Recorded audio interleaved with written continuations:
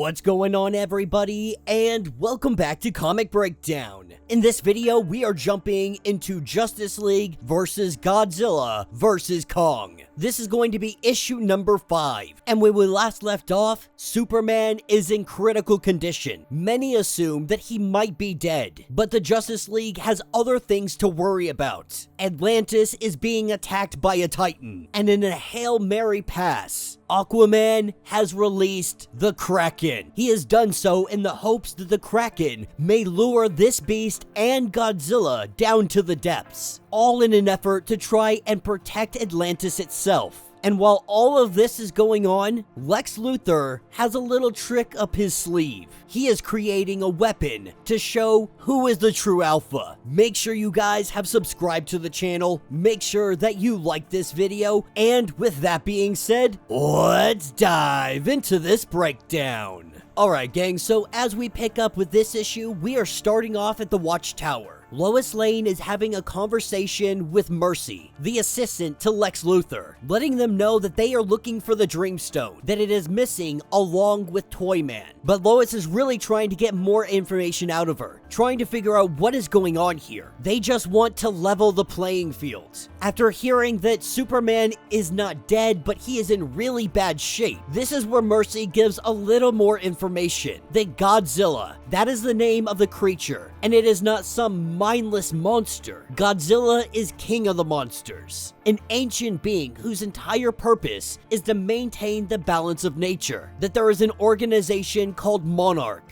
On the Earth that they came from, they have been studying these titans for decades, and Mercy has the files on them. She will send what she has, but this is the best she can do. With Supergirl showing up, overhearing this conversation, Kara comes to the conclusion that there must not be any metahumans on the world that they come from. Coming to this world, it upset the balance of nature in Godzilla's eyes. It went after Superman to preserve the natural order. The order of a world it is not meant to be in. With Lois asking how Superman is doing and asking to be honest, she knows that he is dying. That he's not dead, but if they don't figure out something soon, he will die. This is what takes us to the depths. Godzilla versus the Titan. And to add another beast into this mix, we have the Kraken. Aquaman's hope is that the protector Kraken should draw the monsters away from the kingdom and give them time to reinforce the dome before it cracks and kills everybody. Because a collapse at this depth, it would crush everybody by the water pressure alone, as everybody heads off to do their respective missions. We see Godzilla and the Titan going toe-to-toe. As the two of them battle, Godzilla is able to launch him, the Titan flying backwards, and our Green Lantern having to catch it, to stop it before it runs into the dome. But as this happens, the Kraken grabs hold of Godzilla. It pushes it into the Titan, which pushes all three of them into the dome. This is when the Flash shows up with the beacon. Moving as fast as he can underwater, he grabs the beacon and tries to lure the Titan away. The Titan chasing after the Flash. Godzilla and the Kraken, they fall to the depths. Wonder Woman and Aquaman following behind. Taking this opportunity, Godzilla lets out a blast, and this blast, it damages the dome greatly. While they struggle to maintain this, Green Arrow finds himself in the South Pacific Ocean, the League of Assassins, stealing giant monster skulls. He doesn't know what they're gonna do with it, but he can assume that it's nothing good.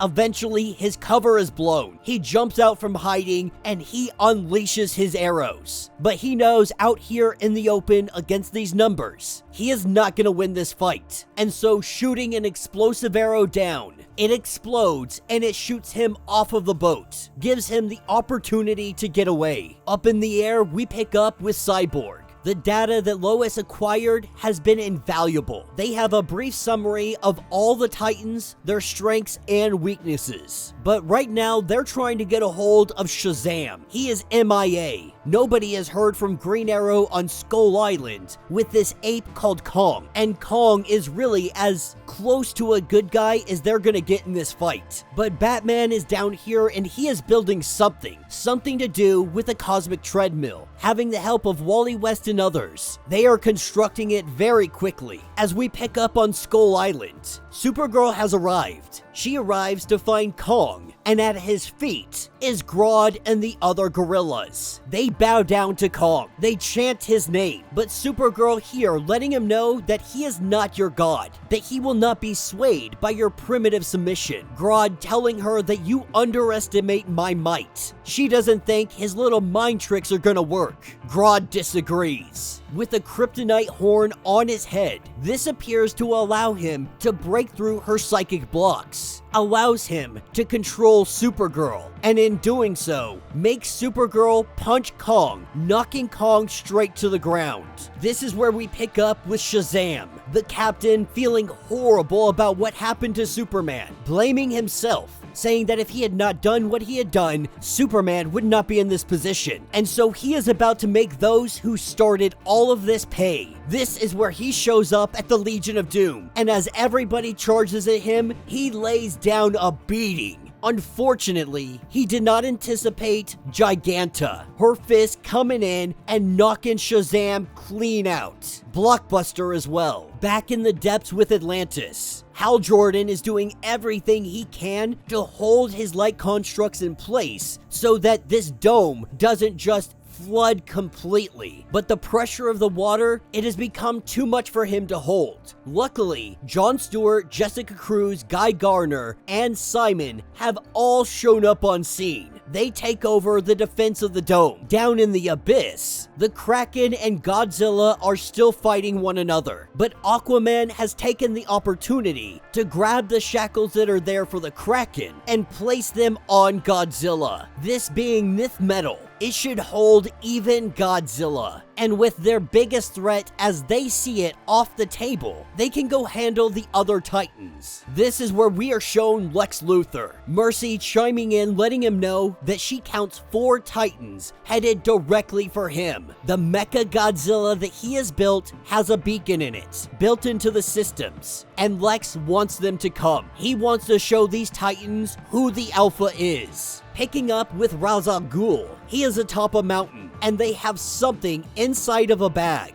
Some kind of giant creature, and it appears that they are about to drop it into a Lazarus volcano. And that will be the end of this issue. So let me know what you guys think down in the comments. I like their explanation of why Godzilla went after Superman. If Godzilla's job is to maintain the natural order of things, coming to a world where you have metahumans, this is not natural to his world, though he doesn't understand. He isn't on his world. And so Superman, being as powerful as he is, he goes against the natural order of Godzilla's world, and thus must be taken off the board. But now Lex Luthor, he is bringing a weapon that he believes will level the playing field. He has created Mecha Godzilla, already having the blueprints and all of the resources to do so. This took him no time at all. And then there's Batman with the cosmic treadmill. We can only assume that they are building some kind of machine to be able to send these Titans back to where they came from. We are definitely going to see the tides of this battle turn. Now that they have all the information that Monarch had, they know the weaknesses of the Titans. They know how to bring them down. But Kong is going to be an interesting implication into all of this. Believing that maybe Supergirl was friendly, only to find out that she's not, because he doesn't understand the mind control. He is going to see Supergirl as an enemy. How this plays out is anybody's guess. But no doubt about it, I'm strapped in. I'm ready to see